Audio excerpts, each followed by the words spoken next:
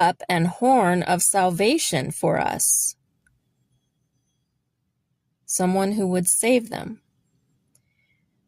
Where was this horn of salvation raised up, according to Zacharias?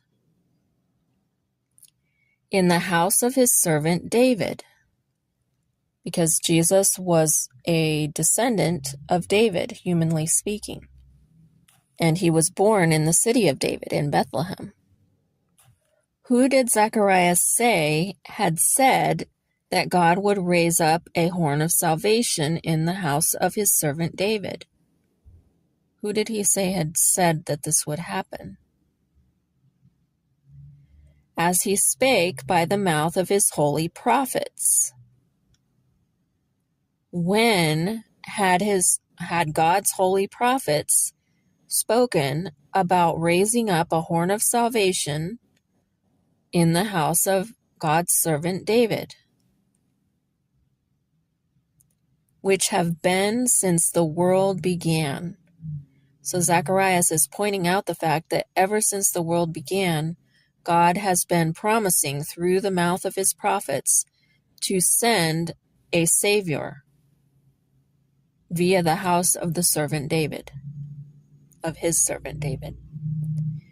And what would this Savior do, according to Zacharias?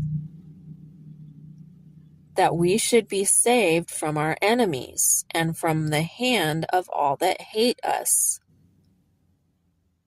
to perform the mercy promised to our fathers, and to remember his holy covenant, the oath which he swore to our father. Which father or which ancestor did Zacharias say that God had sworn an oath promising to do these things, to save them from their enemies and to send them a Savior? The oath which he sware to our father Abraham, that he would grant unto us that we, being delivered out of the hand of our enemies, might do what? Might serve him without what? Without fear. So not only was this Savior going to save them from their enemies, but the reason he would save them was so that they could serve God, and serve God without fear.